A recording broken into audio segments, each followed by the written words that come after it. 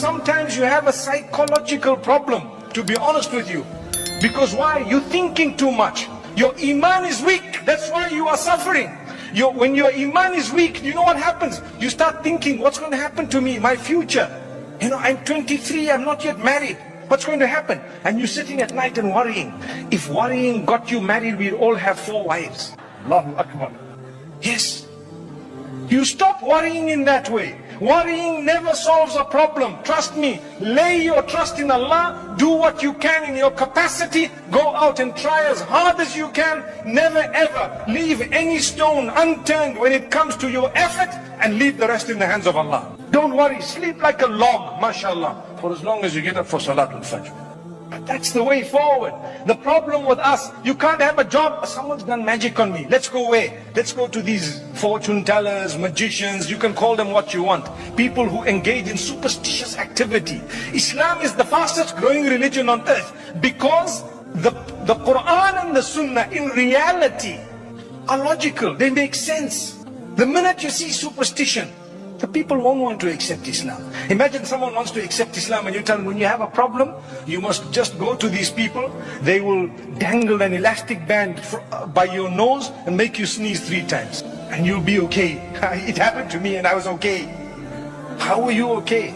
You felt okay when you sneezed perhaps, but that was the devil making you feel okay, because he wanted to insult Allah. And he tells Allah subhanahu wa ta'ala, look, he laughs at us. Look at this guy. I made a fool of him.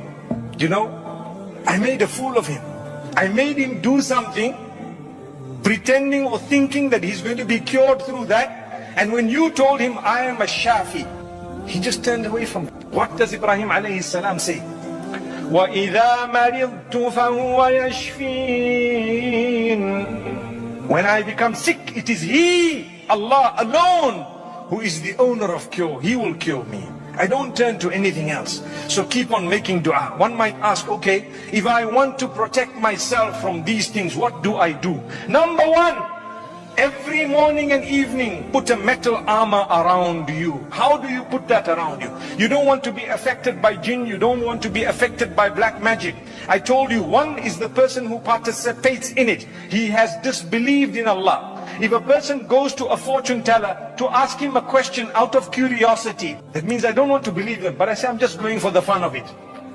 The hadith in Sahih Muslim says, Allah will not accept his salah for 40 days. You go to a fortune teller, okay, right, tell me my fortune. I'm just joking. I just want to see what he says. No, I didn't believe in it. I just want to see. Allah says, even if you just wanted to see what he said, your salah is not accepted for 40 days. It's a hadith in Sahih Muslim by Muhammad sallallahu alayhi wasallam.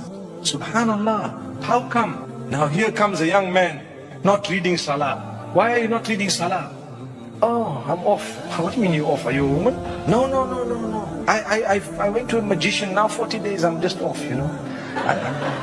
Astaghfirullah. That is not the meaning of the hadith. The meaning of the hadith is that for 40 days, the reward of your salah is not achieved. You have to read it, you have to fulfill it. If you don't fulfill your salah, you will be punished. And when you fulfill it, because you did something evil, the reward of it is not there. Similar to a person who's drunk alcohol or something intoxicating.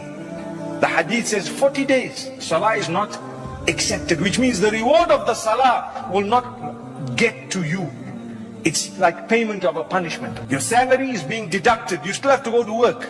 If you don't go, you're not going to get a salary. You have to go to work, you will get a salary, but it's deducted as a fine for something you did that was bad.